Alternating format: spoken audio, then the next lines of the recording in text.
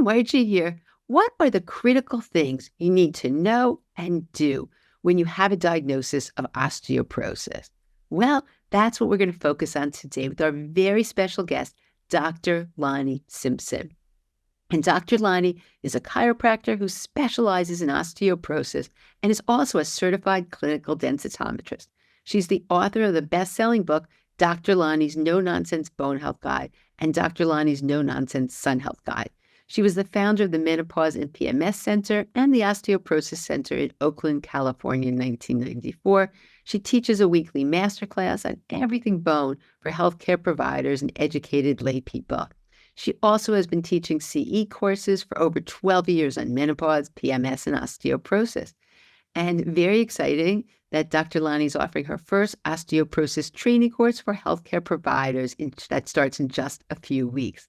So in today's episode, she goes over what are the important things that everybody needs to know from her experience. And she shares so many clinical pearls that we can all put into our lives. So this is full of just amazing information. So make sure to stay tuned. Welcome, Dr. Lani. I'm so happy to be here with you. Thank you so much for joining me. Absolutely. It's always a thrill to be with a kindred spirit. You know, it's so interesting because ever since we met, I've always loved your work, but I think you have just so much information to share with the world. And so I'm always so happy when I have the opportunity to be here with you. So we're going to start from the beginning because people get diagnosed. There's just so many issues and that are unfortunate. And because of problems and mistakes, people end up getting the wrong treatment. And then they're just, whatever happens isn't what it should be. So let's start from the beginning with the DEXA, because I think truly, I've told this to people before, I don't know anyone in the world who I think is more qualified to talk about DEXA as you, given your background as a bone densitometrist and all the work you've done for so many years, looking at DEXAs and seeing how that plays out and how accurate they are. So why don't we start with what issues, someone's diagnosed with a DEXA. So why don't you just take it from there? Okay. So a bone density is an excellent test when it's done properly and it's in the right hands. So in my hands, if I see a bone density, and even if there's an error, I can compute in my mind what that error might actually be. So yes, bone densities do have errors. And the reason for that is because they don't require training, which is just stunning when you think about it. I mean, what other lab tests do we get that where people aren't trained? It's sort of like, oh, here's an X-ray. I'll hand it to you, Margie, and you read it. But they don't have to be trained. And so this is the primary problem. And Medicare doesn't pay a lot for bone density, so there's less incentive to get people trained because that's costly to do that with the International Society of Clinical Densitometry, which governs. I'm a clinical densitometrist, so that's what governs that. So I'm really picky about bone densities, but I have to say, most bone densities, unless they're just horrible, still will give a good base of information. That said, the doctor should be looking at the images. And I do teach courses so that people can actually look at them themselves and see the most common errors. They're in my book. There's a couple over on YouTube. People can get access to this stuff for free. So it's important to look at those images. So I always tell everybody to get the image, get the full report, including the images, with the CDs or on paper. But I want to see those nice little crisp images like you see in the back of my book. But here's the problem. Doctors are treating of any persuasion. Doctors of any persuasion are treating a bone density. That's just wrong because you can have people who have normal bone density who are fracturing. But the most common thing that I do see is people with very low bone density and they're getting, fragility fractures. And coupled with that is that the Trabecular Bone Score, which I know you know about this too, gives us that sense about the bone quality. So to have bones be strong, we have to have a good density. So you have to think about that. Like if you think of a piece of oak wood, that's very dense. You think of a piece of pine, it's not dense, right? Well, the quality of that bone matters also. And that means it's resilient. If it's strong, it's resilient to some kind of impact. So most of us would agree that if we're walking across the lawn and we tumble over, we shouldn't be breaking our femur, with the largest, strongest bone in the body. And the first fractures that we start seeing are in women, and in their 40s and 50s, around menopause, we start seeing many more wrist fractures and forearm fractures, or ankle fractures, those two. But we start seeing those fractures coming in a lot more frequently. So that's a heads up that something's going on. This is so interesting. And in your book, I do recommend everybody, this is an incredible book, but you do give examples and you show where people, where they've made mistakes. And, that's what's so sad. So you could have a person who's not really qualified, doing the DEXA, and then that result is what they use. So many people, unfortunately, just like you mentioned, use that for everything. So are there certain things when people are looking to go to a facility that they should, make sure that the person's trained? Or what would you say would be the most important things when people are choosing a place to get their DEXA? Well, I think that the most important thing is, it's hard to say, Margie, because most places, they just don't have trained people. They can ask, they can say, are you trained? And they'll almost always say inevitably yes, meaning that the people who sold the machine came in and did a minimal training or whatever. So that's a little tough. But I still see really good images coming out of places where they haven't been trained. I had my bone density machine in the 90s. I read the manual. It's there. There it is. So I still wouldn't hesitate getting one wherever your doctor sends you, and hopefully it is a good facility. And you could ask your doctor, do you ever review the images? That kind of gives you a heads up about how much your doctor knows as well. And I can tell you that general practitioners, unless they're like me and they've made it their mission to understand bone, they don't. Even endocrinologists and rheumatologists would be the top two doctors that could do it. It matters if they actually have studied this, because there is no, and this is really important to understand, there is no osteoporosis specialty in the world. It hasn't been developed. I mean, the doctors that I work with and that I have a group every week. There's 800 doctors in this group from all over the world, and researchers. Then they're incredible. They really are, but they're not like me, where I like to talk and all that. They're pretty quiet usually. These are the scientists. They're kind of like, I can't really explain it exactly, but I think you know what I'm talking about. They're back there and doing these incredible research. In fact, I saw a presentation last week from this incredible scientist that's done a lot on nutrition. I was like, okay, here we go. Because the nutrition aspect of this bone group that I'm in is like, it's just not there. This woman knocked my socks off. And she was talking about a new study on blueberries, where they were using dried blueberries in large amounts. They're going to be doing a presentation on this in the near future. But what they found is that when they used a really high amount of this blueberry powder, this is an animal study, versus a medium and versus a low, the high end of blueberries didn't help the bone, but the middle did. So even sometimes, because we hear about the prune studies, we hear about this, we've got people eating prunes and they have diarrhea. We don't have to go crazy with this stuff, especially with food. I think we can do the best we can, and we want to get the best nutrients and supplements and so forth. But that was a great illustration, right? And so that one I'll be talking about in the near future in terms of blueberries. So in terms of the DEXA, but you do recommend, just like I do, as you mentioned, the TBS, the Trabecular Bone Score. And I do. Yes, They can get it. So the reason a lot of the facilities don't have it is because it costs about $10,000, the software. Nobody's ordering it. Doctors don't know about it. They don't understand how to read it. They're against it because I could go into that, but I won't. But it is paid for now. It's not that expensive. It costs about $50 or $150 to have it done, but it is paid for now. So there is a code for that. So yes, you can call and ask the facility if they have the Trabecular Bone Score. Don't say TBS, because the front office person won't know what that means. And even then, you may have to ask the person who actually is the tech to see if they have the software, because if no one's ordering it, they don't front desk person doesn't even know about it. But it's for me, you have to think about bone density as one part of information. And then you think about the TBS as at least as much, if not more information. That bone quality is very, very important.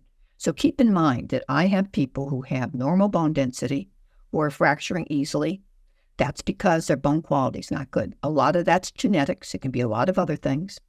But then if you have people with very low bone density, I've had people with a -5. And what that really means, if we're looking at numbers, is about 65% of the infrastructure of the bone is gone. They're not going to continue to not get fractures. But I'm saying I've had a few people who've had that level of low inside trabecular bone, not fracture. But the typical thing, again, you want to have for your bones to be strong, for you to maintain your physical independence, is that inside structure to be strong, and the inside structure, which is better to refer to the inside structure really as the Trabecular Bone Score and density. So you want those two things. That's what makes our bones strong. Hey, Margie here. Posture is so important for our bones, overall health, and happiness. And unfortunately, it's something that's often overlooked.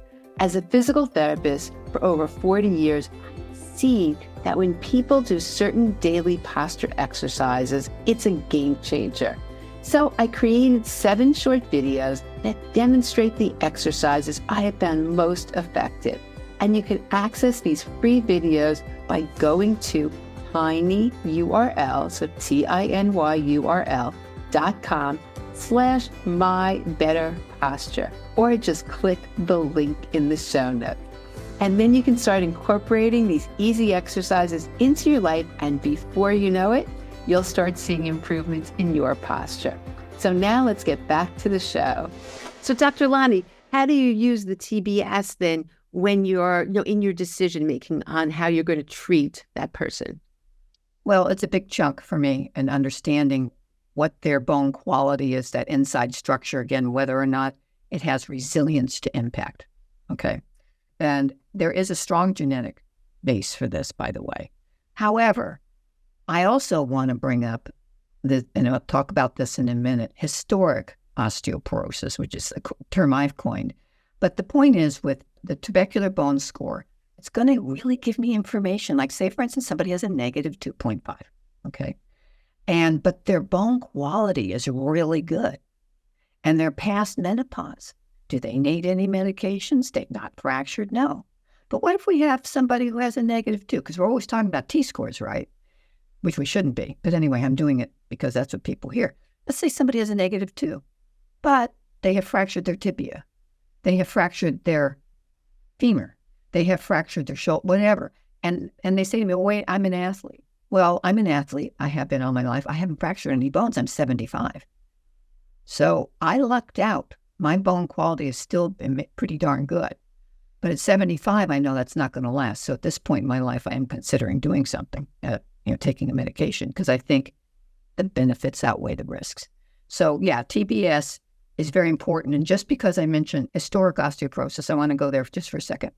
When I first work with a patient, I need to understand why their bones are where they are. It's individual. Your bones are not my bones.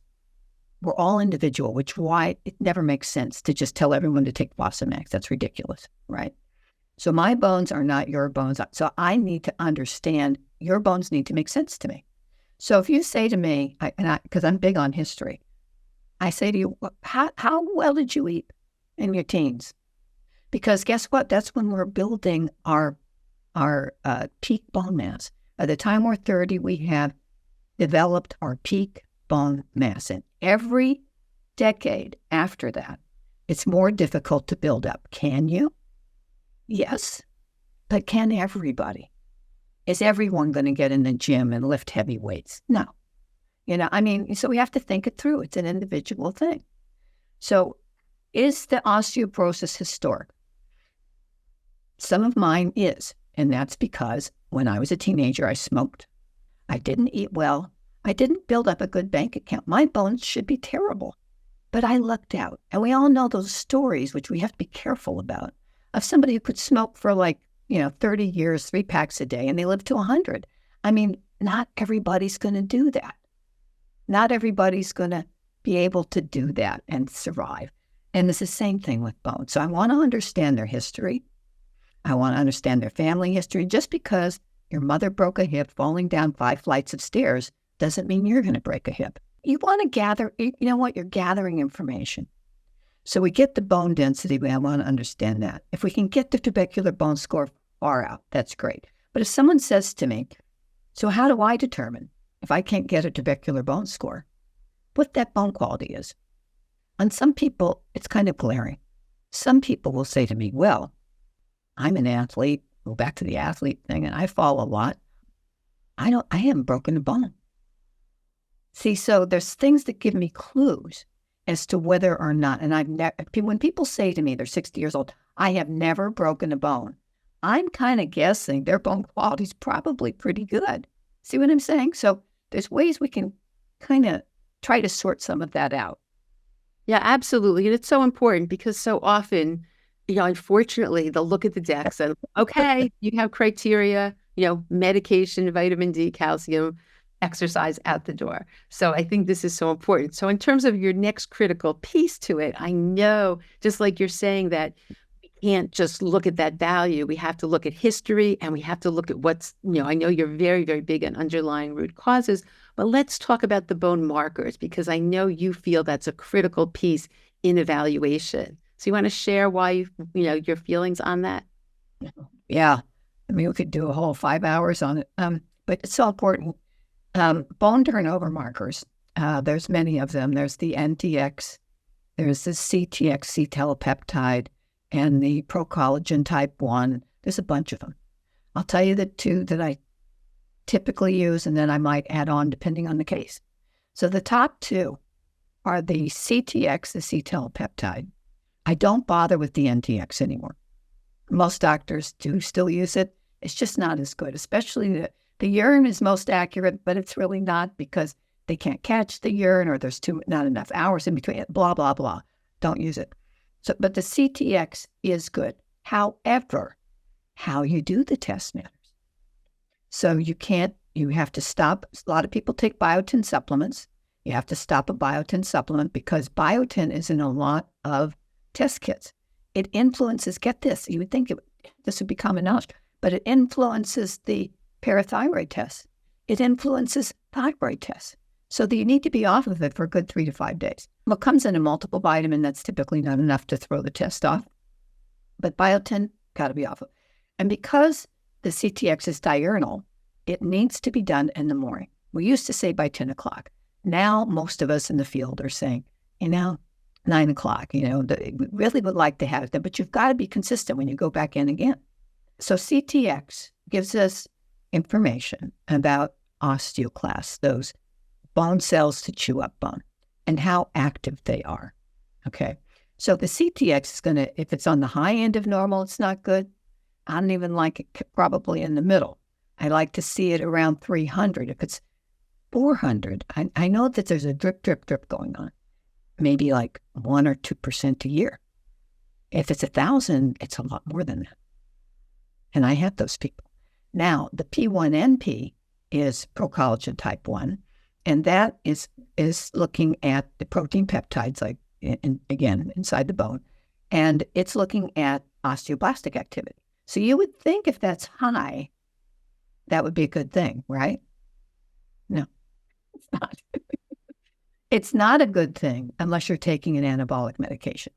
So what I expect to see with the P1NP and somebody who's not doing that is I expect it to see it around 30. So here's what often happens. I'll get a case in and the person is 500 or 600 with their CTX. I know they're losing more than they should. And the P1NP comes in at like 70. It's mirroring. So when we talk, it's not really, the term bone markers is not really the right term anymore. I've been trying to get people to change it. It's bone turnover markers. So that helps. So if the CTX is going crazy, the P1NP is also going to mirror that, but it doesn't mean that it's a good thing necessarily. And also, I say, because there can be variance, you do this 3 days in a row, you can have variance in terms of what these are. I like to see a trend. So typically, if it's done right, you're going to see pretty much in the same ballpark. So if somebody has, like, say, a CTX of, let's say, 500, I'm talking about a woman right now, 500, and P1NP is 60, she's had no fractures, she is healthy, she's exercising, and she's going through menopause. That's why she's losing bone. So hormones, if she can do it, bioidentical low-dose hormones, would stop that loss during menopause. Strength training, eating really well, making sure they're getting enough protein. I mean, you really have to hit it hard in menopause if you don't want to lose, period. And it can be difficult for a lot of women because, again, it really depends. A lot of women, and you know this, they're 60 years old, they get this diagnosis. They were never really great exercisers to begin with, or athletes. And they can do it, but I'm just saying, and you know as well as I do, it can be tough. And then you got people going into the gym hurting themselves because they're not doing it right. So there's a lot of pieces to that.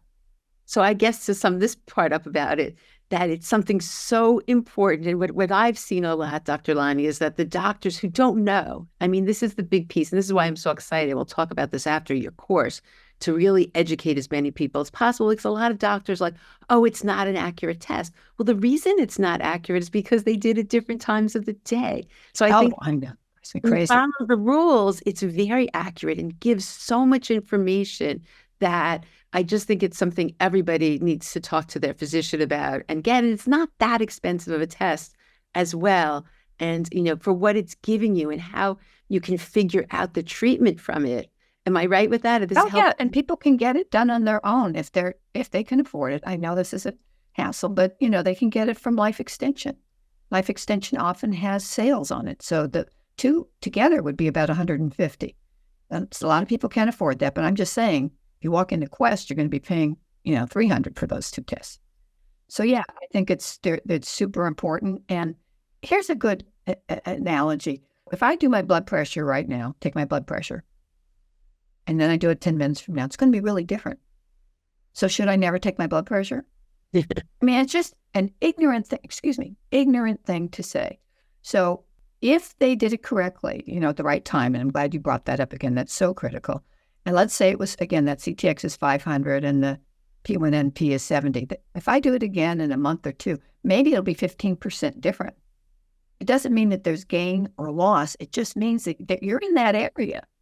And you're still probably losing approximately 1% or so a year. Menopause women, they can lose up to 15, 20%. And especially, in 7 years, but starting even before menopause. And another one of my pet peeves, that doctors don't talk to patients, nor will they do a bone density on somebody prior to menopause who's at risk. You just look at me, I'm at risk because I'm very thin. I've got small bones.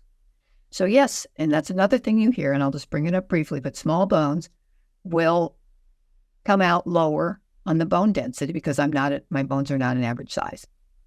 Does it mean that it's not reflective of my bone health? No, because it's kind of a wash. Small bones break more easily. So, I mean, we have to, all of these things, and bone is very complex. We have to think in a much broader perspective about how we think about it. Now, I'm a big pickleball player. A lot of people getting injured playing pickleball. But I've been doing it a long time. And I was out there and I'm going to fall sometimes. I took a bad fall 2 weeks ago. I got up, no fractures. Was I happy? Yes. I don't like testing my bone quality like that, but just saying. I always tell people there is a test, but you don't want to do that test. If you fall a fracture, that does give us good information, but no one wants to do that one. No one. Well, until a lot of doctors would say that you're lucky. And I would say, well, I know your bones are not that friable because if you had that kind of a fall, something would have given if your bones were really in bad shape. Yeah, no, that's so true. Wow, this is so important because it really can determine. And then the other thing I think is very interesting is that you can't look at the values if your lab report comes back normal, it may not be normal. Like a lot of people just look for the red in terms of the values of the CTX. Am I right about that? That a lot of times. Oh, thank you for bringing that up. Yes. Okay, LabCorp is wrong with how they have their normal values. They have values for premenopause and values for postmenopause. Don't use the postmenopause values, period. They're irrelevant. I don't want to be measured up against women going through menopause. They're losing bone. Look at the difference. So you only want to look at premenopausal range, and actually Quest has done that. Quest does not have ranges for postmenopause. So we know that those are inaccurate. Like, for instance, on LabCorp, if it's like 800 or whatever their upper end range, oh, you're fine. You're within normal limits. Heck no. You're losing a lot, you know? So, and that's the way, by the way, and I teach this, when you look at lab work, within normal limits, sometimes it's not the right way to look at it. I never do that. I want to look at what's the high end of normal, what's the low end of normal. Can say the comprehensive metabolic panel, which is the common one that people get, gives us a lot of information. I always order the comprehensive metabolic panel 14. And I want to look at the highs and lows. Because one of the things that we want to know is, does somebody have malabsorption? Are they getting in the nutrients that they need? Do I have to go do a stool sample? Or can I look at that blood work to give me a hint? Yes, you can look at the blood work. So guess what? You can look at the minerals. You can look at the potassium. You can look at the calcium. You can look at the total protein. And you should also, by the way, they don't have magnesium, which is ridiculous, in that comprehensive metabolic panel, nor do they have phosphorus, too. I always order amongst others as a basic workup. But I want to see if they're kind of in the middle. If they are, they're not. They probably are just doing fine in terms of absorption. But I'll see with malabsorption, I'll see that the still within normal limits, but I'll see a 6.5 total protein. Now, many things can cause low protein or high protein, but I'm saying if I've got 3 or 4 of these comprehensive metabolic panels, and I see the potassium on the low end of normal, I see the calcium on the low end of normal. Oh, and then I look at the vitamin D, and it's like 25, which is low. But they're all normal. See, so you got to know that kind of stuff. The other thing I want to say about vitamin D, because I know that you have a lot of people that take vitamin D, probably everybody in your group, as they should. But we now know that taking too much is not good, because you don't want to overly suppress the parathyroid gland. I'm not going to get into what that does now, but we want our bodies to get rid of old bone and add new healthy bone. And vitamin D, as you know, is not a vitamin. It's really a hormone. And taking 10,000 a day is really not a good idea. And what matters is what your blood level is. And my sweet spot is around 45. It's different if people are, say, taking anabolic medications for different reasons, but I'm saying the regular person. So around 45 makes me happy for most people. And yet, even at that amount, some people are sensitive and their calcium levels will go very high. And it's not just about taking calcium. So I could take as much calcium as I want, and it's not going to go high on me. But some people are sensitive that way. And I think, Diva Boone, who's a parathyroid expert, yeah, she and I, both agree on this, and we've both seen it. We talk about it in terms of the sensitivity of vitamin D. Yeah. So I must say she's been on the podcast. She's been on my summit, and so many people, Dr. Lani, after listening to her, found out that they had hyperparathyroid disease because it wasn't picked up by their doctor because they don't know the correct calcium. Yeah, because there's a great example, because high end of normal for calcium should be 9.9. Yeah. But 10.3 is still normal, but for a 60-year-old woman, that's not normal. For a 50-year-old, it might be. But see, you got to know all this stuff. And yeah, you and even sometimes you can have what we call normal calcemic primary hyperparathyroidism, meaning your calcium can be normal. Those are unusual, but that can be the case. So yeah, you don't want high levels of calcium coursing through your veins. Yeah. Wait, before we go on, though, I want a couple things you said in terms of absorption. But I know in your book, which this book is so good, it's just, it's been around a long time, but it's such a phenomenal book. You did such a great job. But one of your all-stars is potassium. So you just want to, because a lot of people, that's not one they think about. Everybody knows about calcium. Everybody knows about vitamin D, magnesium, but people phosphorus, yeah. People don't really think about potassium so much. Do you want to share why you consider that when we're talking about what's critical? And I think this is missed a lot in terms of why this is important. And, want to share about that? The reason I made it one of my 5 all-stars for the very reason that people don't think about potassium as having anything to do with bone. There were early studies where, in vivo studies, where they gave people, I believe they were in a nursing home, 2,300 milligrams of potassium a day. And they saw actually some significant, beyond the least significant change, increase in bone density. I'm not 100% sure, but there's been enough on potassium. We know it's important for bone. So on that metabolic panel, I like to kind of see it in the middle because we need approximately 4,500 milligrams a day. Now, some of us who are small struggle to eat enough, to get enough nutrients if we have osteoporosis or to maintain bone. And as we're aging, we may be needing more protein to maintain bone as well. Well, I believe that's the case, actually. So, and I recently did a presentation on protein, looking at the doctor from Stanford, and I can't think of the other guy's name right now, but the two of them have very different opinions about protein. I like it to be about, I weigh 115, I get about 70 grams of protein a day. If I'm doing a lot more exercise, I'll get more. But it's harder for me to get it. I just don't eat the volume of food. So for me, supplements are important. I don't eat dairy. I wish I could, but actually I can't. But it's also inflammatory. I wouldn't want to eat much. So, I do take calcium supplements. And I want to bust one myth right now. These generalized recommendations, get all your calcium from food, is obnoxious to me. Because is that true for everyone? No, it's not. And I'm dealing with people with osteoporosis. And a lot of them are low in calcium, or they're not absorbing it, or they just can't eat that much. And then I've got people contacting me, I'm eating so many greens. Well, what do greens have? They've got a lot of oxalates in it. So we're seeing vegans with more, vegans with more kidney stones, because you have to have calcium with those oxalates to bind, because if the oxalates bind in the stomach, they go out in our feces.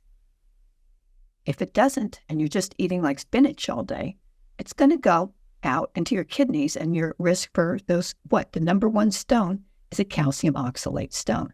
I use a calcium citrate, and I use a citrate malate, but I get powders. And I take powders. So sometimes I'm doing something with a lot of oxalates. And am I perfect? No. But I'll add a little calcium, like maybe 100 milligrams when I'm doing the high oxalate thing. So I'm just saying, the more they learn, the more they can simplify it for themselves.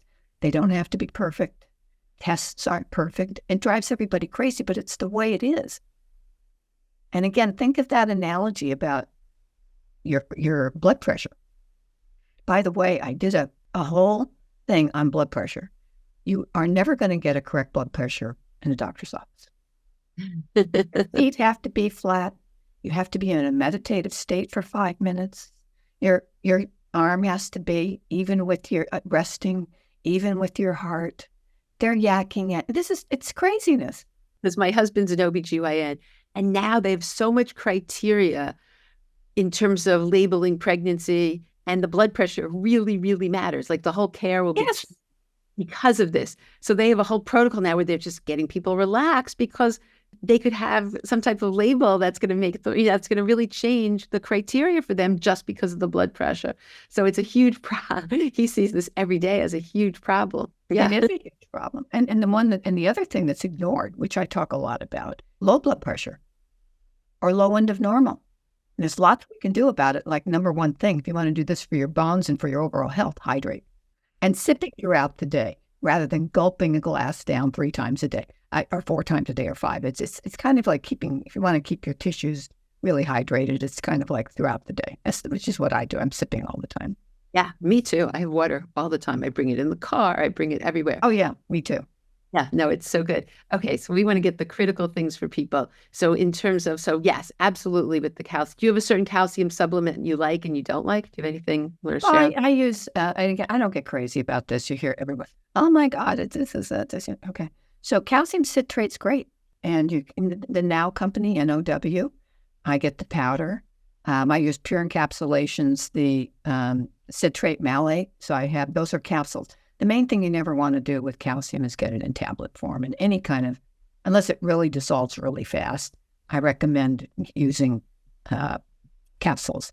And the other thing, like especially with vitamin D, I always recommend people get their vitamin D in a Gel caps. thank you, gel cap. Yeah. So yeah, the little gel caps. And because it's already with some oil, because it is a soluble vitamin. Yeah, no, that's great. Okay, so let's keep going because there's a couple of things that I definitely want to touch on. I think you just made a very important point though about, you know, we care so much, like you said, about the fractures, and so in terms of getting diagnosed properly, because that's really what we're most concerned about, in terms of reducing fractures. But let's talk about medications because that's such a controversial topic, and I've had a whole podcast on this. And there are people, and things have changed because there are people who, I'm very much like you. We want to get to the root causes. We want to treat this as holistically as we can, but we don't want anyone fracturing. So there is a place for medication, and a lot of people are under no circumstances will I use medication. So you want to share, I think you have a really wonderful perspective on this, and you've worked with so many people over the years. You want to share your feeling on, who use medications and what's the best way to use them? Well, again, it's very individual. So what I'm saying now is general information. But women, let's keep in mind, women are the ones that are most risk. I mean, men also get hip fractures. 1/4 of men get hip fractures. And we're talking about preparing ourselves for as we're aging. And if you have osteoporosis, that is at risk. That in the future, you may have a pretty debilitating fracture. My partner had one, and I have to tell you, it was very eye-opening dealing with that. So there's anabolic medications and there's anti-resorptive medications. So the one people hear about all the time is Fosamax. And it has its place. I mean, I was totally against Fosamax. But the reason it got such bad rep is because they get so excited when they put out a medication. They started giving Fosamax to everybody in long term. That was not good, because you don't want to overly suppress the osteoclast. Why? Because our bones stay healthy because the osteoclast removal done. But as we're aging, the osteoblasts are not filling in those holes. So if you get to menopause, and let's say you have a negative 2.5, negative 3, that's significant. And if you can you get through menopause without losing? You would have to be, in my experience, in the gym, significantly working out with weights, if you can do it, and really nailing your diet, cleaning up any kind of digestive issues you have. And if you did hormones, of course, you can stabilize yourself during that time. But I'm telling you, it's difficult. And I've done this with thousands of people. And I've also interviewed people who have gained 10%, which is a lot, actually. So when you hear this term reverse osteoporosis, really, you've got to question people who make that kind of statement, because it can mean going from a negative 2.5 to negative 2.4. And I won't mention her name, but there's a woman who wrote a book. She says she reversed her osteoporosis because of her supplements. It's nonsense. I said, can I see your bone densities? No. So we have to be critical thinkers, understanding there is a place, again, for these medications. I'm even low-dose Fosamax, 35 milligrams instead of 70. If a woman has breast cancer, let's say, or some other reason she can't do hormones through menopause, that's a consideration, especially if she can't do all the weight training and everything else to try to stabilize her bone, all right? So again, it really depends on the patient, but I want to minimize that. And if you do even low-dose Fosamax for a few years, it's fine. It's not going to cause a problem. It's not going to cause osteonecrosis in the jaw. I have never seen a case of it. Does it happen? Yes. But it also happens without the medication. I think most side effects occur because doctors are giving willy-nilly these drugs to everybody. They're not evaluating people. I'm not a fan of denosumab, which is Prolia. It works very differently. It really, people can get in real trouble with that initially because it really drops the calcium levels in the blood, affects the immune system. So I'm not a fan. I can go on about that for quite a while. But in terms of the anabolic medications, abaloperitide, which is Tymlos, and Forteo, which is teriparatide, and Avinity, which is Romosumab, one of these names, they build bone. I've had cases where literally turned around people who were breaking bones. I mean, like they go like dominoes in the spine. 8 fractures, 9 fractures. That's how bad their bones were. And I have one woman that had that. She was a pregnancy and lactation osteoporosis person. There's a video I did over on YouTube with her. And it stopped after 8 fractures. She's never had a fracture since. So I just am here to tell you all that as a chiropractor against aspirin, against everything, I now feel I understand wise use of medications. We all have our choices. I support whatever people do, but I think it's really the best to be very informed before one makes those decisions and not be recommending what you're doing for everybody else.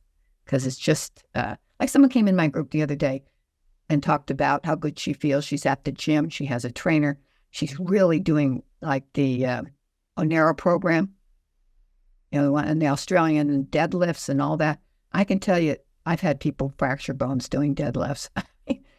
It's fine. If you can do it, I could do it. I'm just not doing it right now. But I think the program's great, but you have to really know what you're doing. Is that right? You're a physical therapist. Oh, absolutely. I mean, I think the thing is, I mean, I've interviewed Belinda Beck, and the key is, and people, there's a person who has no narrow here, really close to me. The key is they work 2 months on teaching people how to stabilize, how to do it properly. And they have to choose the right people who it's safe for. So you're absolutely right. It's not for everybody. And people shouldn't just say, oh, that worked in the study, I'm going to do that, because it could be very dangerous. But I also agree with you. I was always, I did summits on natural approaches to osteoporosis and bone health. And that's, I very much believe in the exercise and nutrition, but I don't want anyone fracturing. And there are people who really are at high risk and their whole life can be changed. So if they can use these medications while they're doing all the other things, that's what I found. It's made such a difference for so many people. So I completely agree with your philosophy that there is a place, and it's not in lieu of the other thing, but it's just, when you do all these things together and use those as an assistance while you're working on everything else, it's really changed people's lives. Yeah. Well, I want to talk about just for a minute the training program I'm doing and why. I'm doing it because of the things we're talking about here. I want people to be trained, and I'm really looking at the alternative community a lot to try to get trained. I don't care whether they're coaches, whether they're nurse practitioners, medical doctors, integrative chiropractors, acupuncturists. I want them to have that breadth of knowledge so that when they're recommending something, they understand that this is a good thing for now. We'll give it a shot. We're going to take your bone turnover markers again. We're going to see where things are. I want them in control. And for also people who they can take this course who are lay people who just want to learn more from beginning to end. I'm going to be teaching about bone density tests. I'm going to be teaching about lab tests, how to think these things through. If you have historic osteoporosis, you get to 50 or 60 and you're now at a negative 3.5. You're not turning that around easily. And anyone who says that, show me the proof, because they're often going off of bone density reports that are incorrect, frankly. It just doesn't happen unless they can maybe go on hormones. In addition to all the things we said, with nutrition and all that, because nutrition and exercise, digestive health are always the core treatment program. But you've got to work on it. And at 70 or 80, trying to build up a big program, no, it's not going to work. So with those people, one of my colleagues would say to me, why would you wait? Why wouldn't you take an anabolic drug? Because you know what they do? They have a very short half-life, and they build bone amazing, not just build real bone. It's important to learn these things, and then still, if you don't want to do it, it's fine. But I just wanted to share that because this is the last big thing I want to do is a training program. Can you just go in more detail? Why don't you explain exactly, tell people about the training program, like how many Yeah. weeks? Why don't you give some details on this? I think what a wonderful thing that you want to do because you have so much knowledge. You've been doing this for so many years and, you've specialized in this and you've worked very hard to get to where you are and to sort of share your knowledge with others to help them, I think is a beautiful thing. So why don't you, on that note, share a little more about the program? Sure. Yeah, I want to teach people, like, from the beginning, how to think about bone. What are the causes of low bone density? We'll talk about peak bone mass because I want them to also help their children not develop osteoporosis. And so we're going to go from birth to, in fact, in the womb, we can start developing low bone density, actually. So it's important with the mother, making sure she has it. So I'm going from beginning all the way up to, through the aging process in terms of bone, looking at bone densities. So I want to look at historic. What are all the things that can cause historic osteoporosis? Women exercising too much, not starting their period till they're 16 or 18. Those women are typically taller, by the way. I mean, there's all kinds of things that are clues. Once I understand those clues, then okay, that makes sense to me, or why they have this. And then what kind of lab work do I want to order? So my big thing is, when you know somebody, someone comes to a healthcare practitioner and they say, I have osteoporosis. The first thing you do is nothing. You do not want to change anything. You want to get the lab work first. You want to understand if they're actively losing bone presently through the bone turnover markers. They may need a 24-hour urine. They may need a parathyroid test. And you want to know how to assess what do they need. So I want to teach that. How do you look at lab work? I'm going to be throwing lab results up there so people can see. I'm going to have case studies. Plenty of time for discussion. And it's being taught kind of like I'm talking with you. So I'm trying to do it in a way that people can take in what I'm saying. So they're in 4-hour blocks. So there's 20 hours, and then it'll be more than that, I'm sure, actually. But this is the first time I'm doing it. I don't want to feel rushed. And I certainly am going to be talking about nutrition and exercise and all that stuff. But I don't want people to miss the forest for the trees, especially with nutrition. I mean, and you know this, they get stuck on they're going to take some supplement someone told them about, and they're not really attending to how much protein they're getting, carbohydrates and fats and all of that. So, yeah, it's going to be like through our lifetime. This has been great. But I have one other question, Dr. Lani, that I want to ask. Of course. Yeah. So I can hang out with you all day. No, I know. We could spend hours, and I'm excited about this class. I just think it sounds so wonderful, and there's so much to learn. And I think, I just think for practitioners as well as people who just, to me, knowledge is power. I always say that. And the more you can know about a situation, then you can make informed decisions and make the best decisions. So I see how this is so beneficial for both practitioners as well as people who just want to, really take charge of their own health. But my question I want to ask you, because I know we sort of feel the same on this, is, and I get this question all the time, and I have to say, there are many people who disagree with me. But let's talk about your feeling on weighted vests. I don't agree with them. The only way I might, and I was talking to Sherry Betts about this, and that's if it really hugs the body and they're using it, working out. But even still, there's people who simply should never put on a weight vest. I just, in general, say no. I mean, there's no evidence that walking around in your kitchen in a weight vest is going to do anything. I don't care if someone throws you up evidence. It's not real. It just isn't. But even actually, when I did the National PBS show 10 years ago, I was supporting them until I started really looking at the literature, and it's just not there. And plus, people hurt themselves. If you put weight on, say, scoliosis or some other anomaly or previous fracture or anything, it's not a good idea, and it just isn't. So no, I don't agree with them. Yeah, that's what I always say. It was interesting. Way back, I was at a meeting with the Bone Health and Osteoporosis Foundation. There were a lot of physical therapists, and I was asking them, and most of them said, oh, this one's shoulder hurt, and this one had this pain. And, what I've seen from my community is people injured their knees or their backs. To me, there's just, and you tense up. So it's important when you're walking, you're relaxed. So I find that people tense, they end up getting other pains. And, and as you said, there's not good research on this. So I've always been one to say, what? I don't want to add something that could cause an injury either somewhere else or, as you said, if they have scoliosis. So yes, I agree with you on that.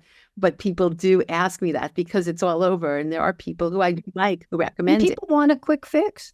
Yeah. It's so easy to put on a vest, or it's easy to stand on some sort of vibration thing for 10 minutes once a week. I mean, is that even, does it pass the, does it make sense test? And I always run it through my BS meter. Does it make sense? No, it doesn't make sense. And OsteoStrong was one, you know this, I put that up. It's had over 60,000 views. I'm not a supporter of OsteoStrong, and I'd say why. And I'm not the only one that's done a video on it now, because they're so big.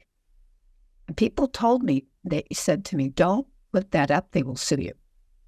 I've never heard from any, because they got a lot of money. They got Tony Robbins. They're not going to mess with me. Take me to court. I'd love to say what I know.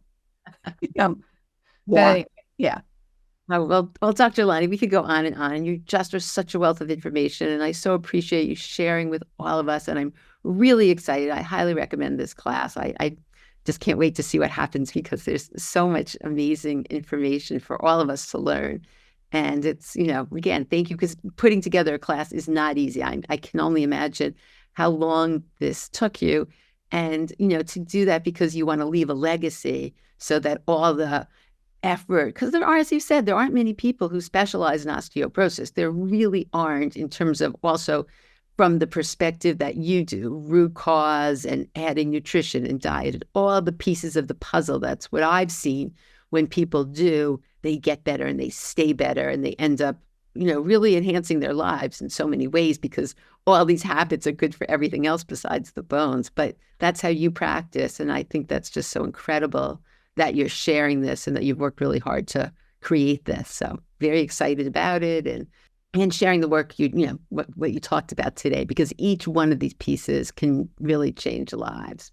So we'll have the link in there. And you also have another class you do. You want to just mention that you do on a regular week? Yeah, it's called the Master Class, and I do that every week. And I interview some top people. Paul Miller, who's authored 300 studies, he's going to be with me. Priya Krishnamurthy is going to be with me. She's an endocrinologist. So there's a lot of interviews that I do, but I do a lot of teaching. Like I'll do something on, like I said, blood pressure. I will do something on dental health as we age and how to think about that. And actually the bone in our mouth works differently than in other areas. So there's some really interesting stuff. I did one on feet. What do we need to know about feet? What about fractures in the feet? What about fractures in the ankle? What are they exactly?